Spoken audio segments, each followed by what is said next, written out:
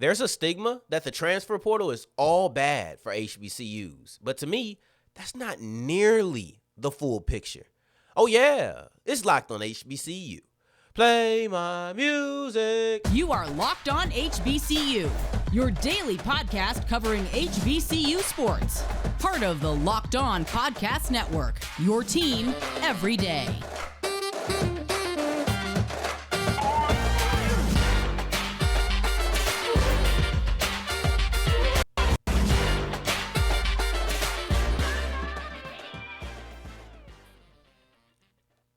What's going on, family? Welcome back to another episode of the Locked On HBCU podcast, your number one daily one-stop shop for everything HBCU athletics, Monday through Friday, part of the Locked On Podcast Network, your team every day. And I, of course, am Darian Gray, a.k.a. the Mouth of the South, Texas Southern alum and former TSU Herald Sports editor. Thank you for going on this journey with me, making Locked On HBCU your first listen of the day, every day. And remember, just because the mic cuts off does not mean that the journey is over. It just means it's time to follow me on Twitter at South Exclusives. You see it at the bottom of the screen. But if you don't, then that means you're on the audio side of things. And just don't forget the S on the end of South Exclusives. Start with an S. End with an S. And today's episode is brought to you by FanDuel, the official sports book of the Locked On Podcast Network. Visit FanDuel.com/LockedOn today to make every moment more. And today's episode is actually dedicated to a viewer, D Nice. Yes, his name is D Nice.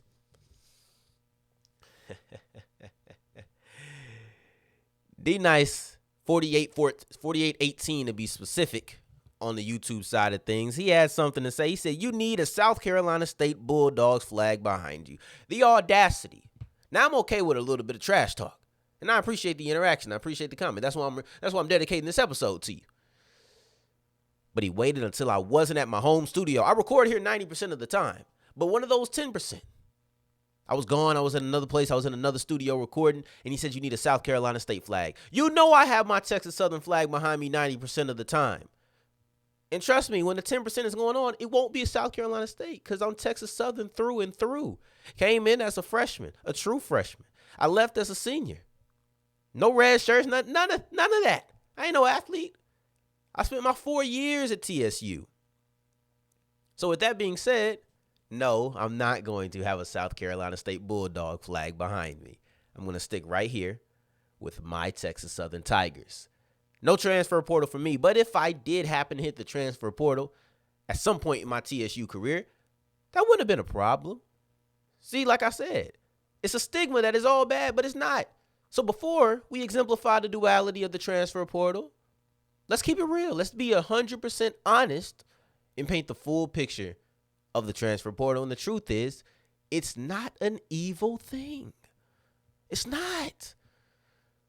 And I understand that transferring has been around for a long time, but we're going to use the term portal because it's the most popular way to describe a player going from one school to another school. That's how we describe it now, so I'm just going to use that term. I understand it's not new, but my thing is when people discuss the portal, you would think it was his huge detriment and only a detriment. And I understand that it is the most beneficial to big schools. It's the rich get richer type of thing. But it's not as if small schools are only suffering. So I would love to know your personal experience, then also what you've heard. Or your personal feelings, and then also what you've heard. I'm going to tell you my personal feelings, and it's that we need to look at the full picture when talking about the transfer portal. And the truth is it has some bad sides and it has some upsides. That's the truth. But we're not looking at the full picture often. See, people will sit here and tell me that the transfer portal stinks because Alabama State lost some stars. No, Alabama State losing some stars is a bad part of the transfer portal. The portal doesn't stink because that happened, because you're getting a lot of good as well. Now, listen, I understand that there is a massive downside. It's the fact that your team can be picked apart, especially as a small school. That can happen. I get it, and I hate it too.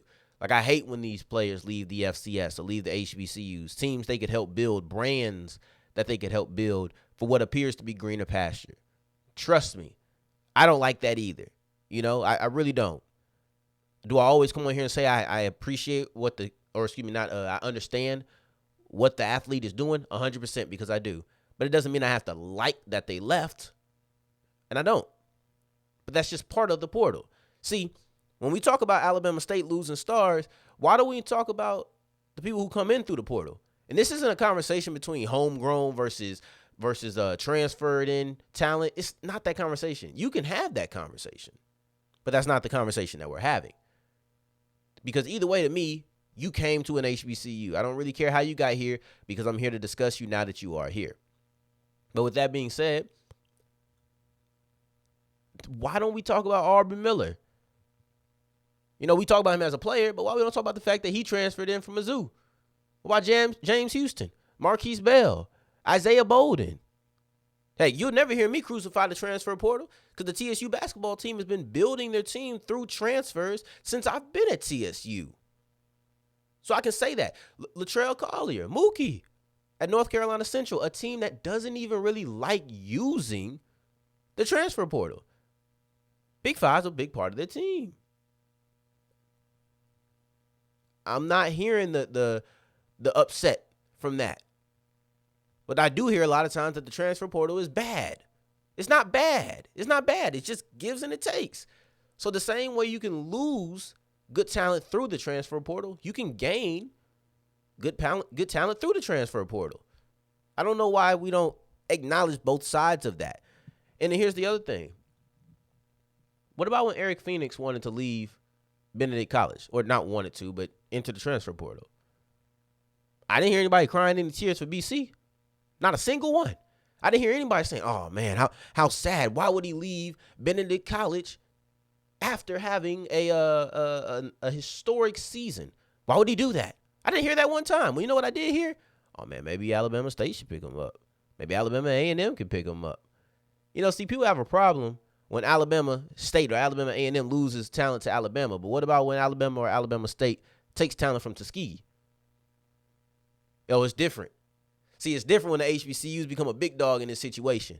Now you can understand the good side. You don't see anything bad when that's the case. If some HBCU would have picked up Eric Phoenix, you wouldn't have heard a single thing bad about the transfer portal, even though it was hurting an HBCU. We wouldn't have thought of that. Wouldn't have spoke on that, because we view that as a gain.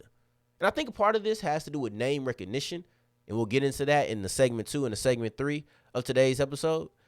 But I think that's a big part of it. I think that is a big part, because you recognize these names more because they were bigger in the HBCU space. Meanwhile, the guys you're getting, if you're not in the high school recruiting, you might not know their name. So now it's like this feels like a bigger loss. And losing something is already typically more heartbreaking than gaining something is rewarding. That's just typical. Added on to the fact you don't even know these guys. I get it. Also, the transfer portal is sometimes same subdivision. It's not always going up one, going down one. It's not always the case. But I just think the full picture that you have to paint is that there's some bad and there's some good. Overall, it's probably a net equal.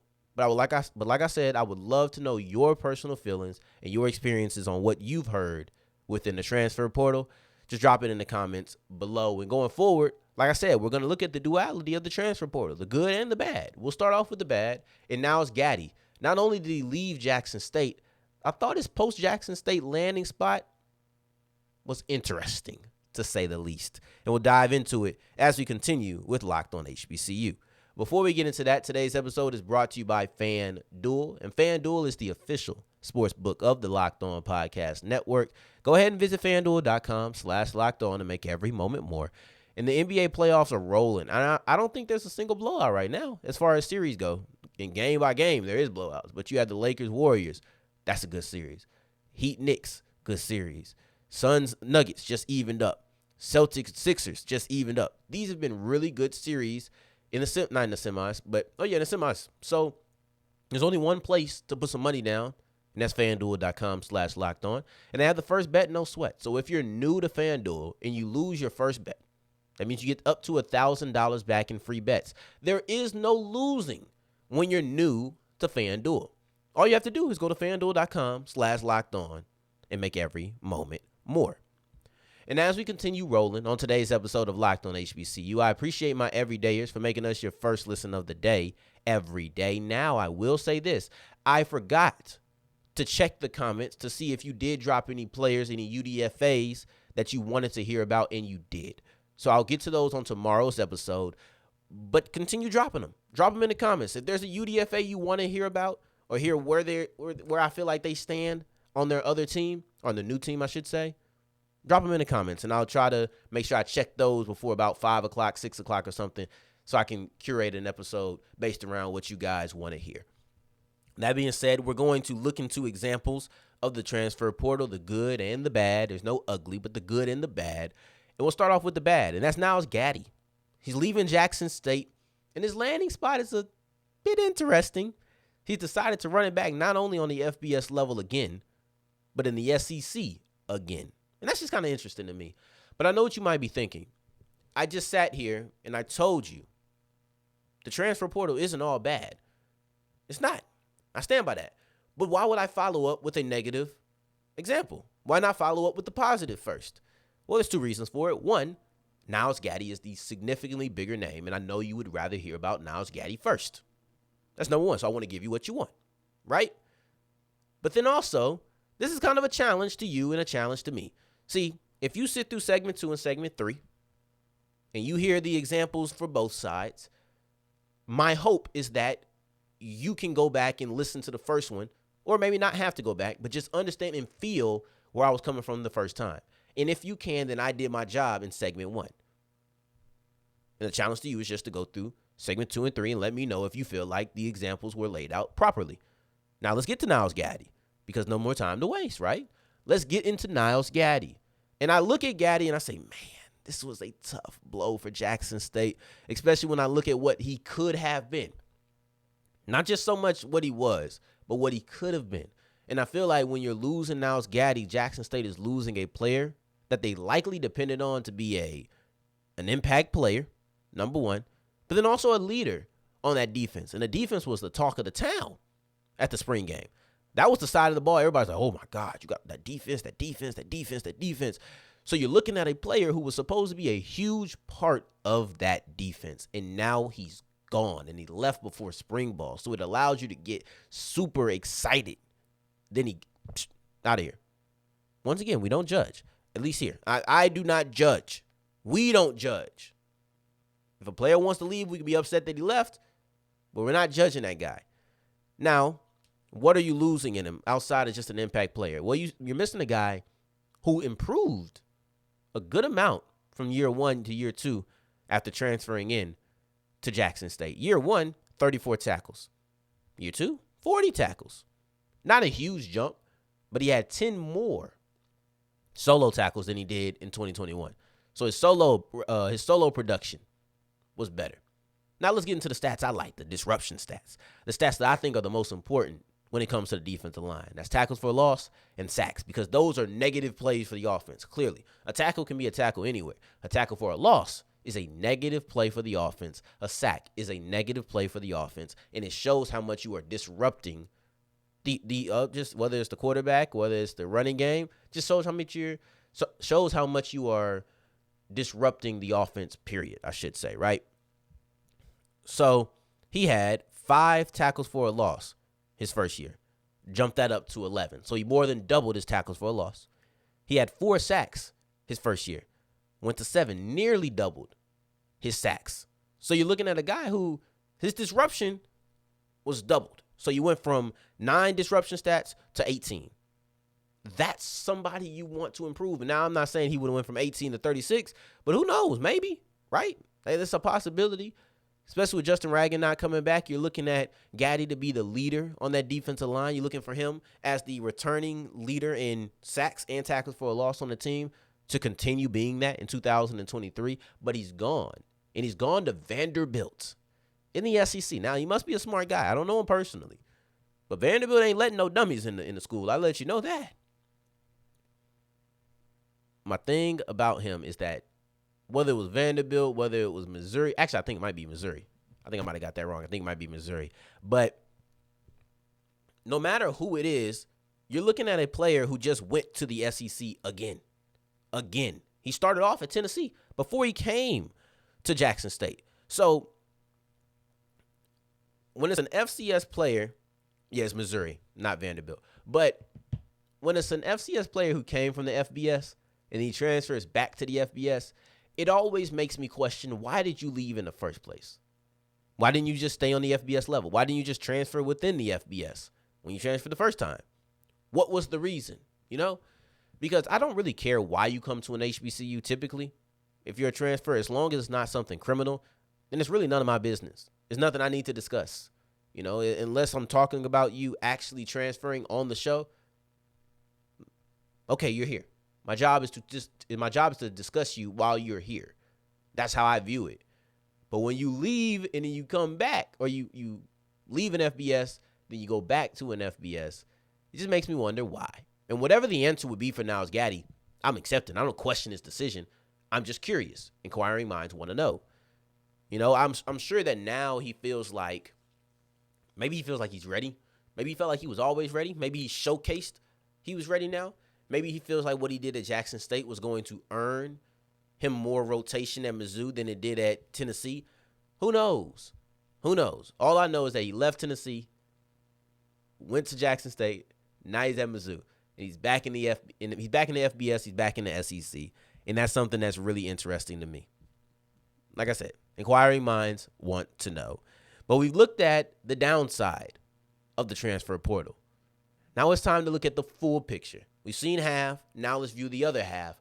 And that's the positive side, that just because your stars leave doesn't mean you can't either get new stars or get new building blocks of your team through the portal. Let's ask Grambling as we continue with Locked on HBCU. And as we're wrapping up today's episode of Locked on HBCU, I appreciate you for making us your first listen of the day every day. Making it to segment 3. I thank you 2 times for that. And if you have any UDFAs you want to know about their status or how I feel about their status, then go ahead and drop them in the comments below. Please, please, please do that. And then also, let me know about your feelings on the transfer portal. Is it all bad? Do I have something wrong? I'm about to explain the good side of the transfer portal. But let me know what you think, because I know you have your mind made up by now. Maybe you don't. But everybody wants to build their team, no matter what. For Grambling, they want to build up their passing attack. And it seems like they're trying to do it through the transfer portal.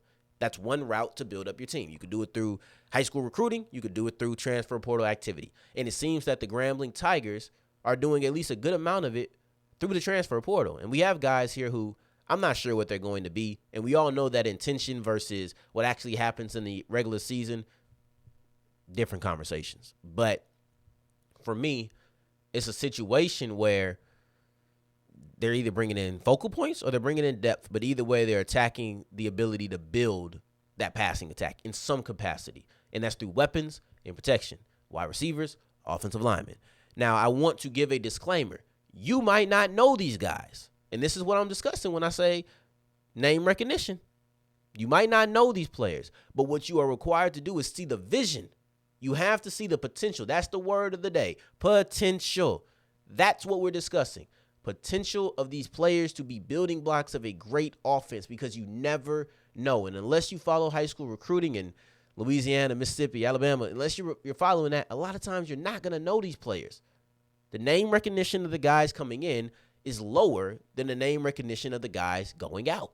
Let's remember that. So let's take the first player, TJ Story, an offensive lineman, who is easily the most accomplished of these 4 players that I'm about to name. And it's not only passing attack, but these are the 4 people that I'm going to, it's not only recruits to build the passing attack, but these are the 4 players that I'm going to lean into the most. TJ Story. TJ Story is an offensive lineman from the JUCO ranks from Kochama High School, Kochama Community College. And he's easily the most decorated, and not only because he's the only one who actually played some real snaps, but because he actually excelled when playing his snaps. And at the community college, he was a first-team All-MACCC, that's 3 C's, MACCC North Player of the Year, first team. And that offensive line that he was on was only responsible for 17 sacks. That's it. Compare that to Grambling, who was responsible for 35 sacks. They allowed 35 sacks last year, more than double what TJ Story was a part of in community college. All right, now let's get to some of the more interesting players because that's the most decorated guy. But that's not the person who has the best story. To me, the best story is Markquese Harris because Harris was actually committed to Grambling a year ago. Just a year ago, Markquese Harris was supposed to be a Grambling State Tiger. But they only wanted him as a preferred walk-on. I don't know what he is now, but at that time, they only wanted him as a preferred walk-on. The only problem with that is you ain't getting no money. You're not going to school for free. That's a big problem. The only problem, but it's a big problem.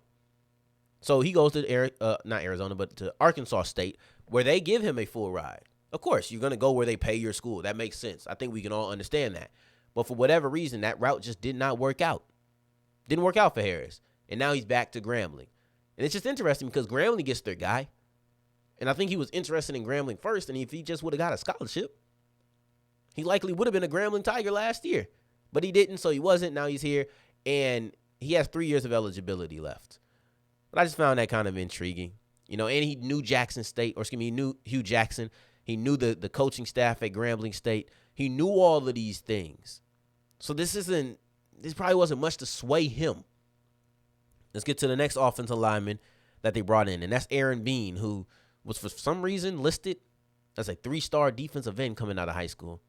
Even though he played offensive lineman, was recruited to be an offensive lineman. He's about to come to Grambling as an offensive lineman. This man is an O-lineman through and through, but he didn't play much at Louisiana Tech. I don't think he played. Actually, he didn't play at all.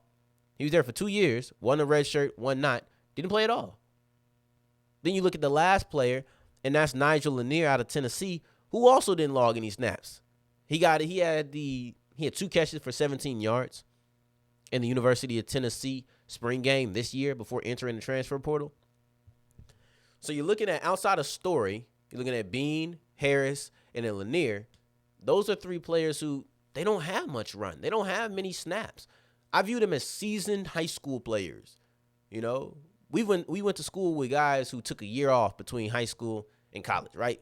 I know I did. We went to school with those kind of guys. Now, to me, that's what this is. The only difference is these players who took that year off, of course, they lose an eligibility year, but you still have a lot, still have 3.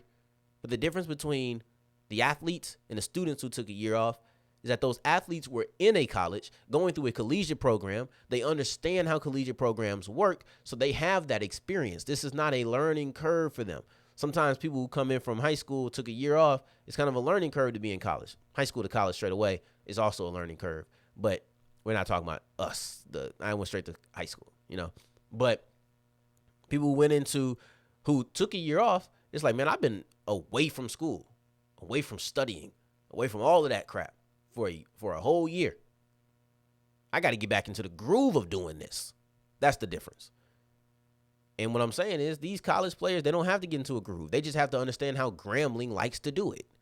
You know, so the transfer portal feels vilified these days. I get it. Because when you lose highlight players like Nyles Gaddy, you're upset about that. But what about the potential to build blocks? You might not know these guys, and the name recognition might not hold weight, but did you know Jeremy Musa before he came to FAMU? Did you know him from his Vanderbilt days? Probably not. Probably not. It requires a little bit of sacrifice. It requires a little bit of trust, so I understand your skepticism. But just understand the same way that you can lose players who were your building blocks, you can also gain new building blocks. You probably don't know half the high school recruits coming out of high school either. Let's remember that. And that's my story.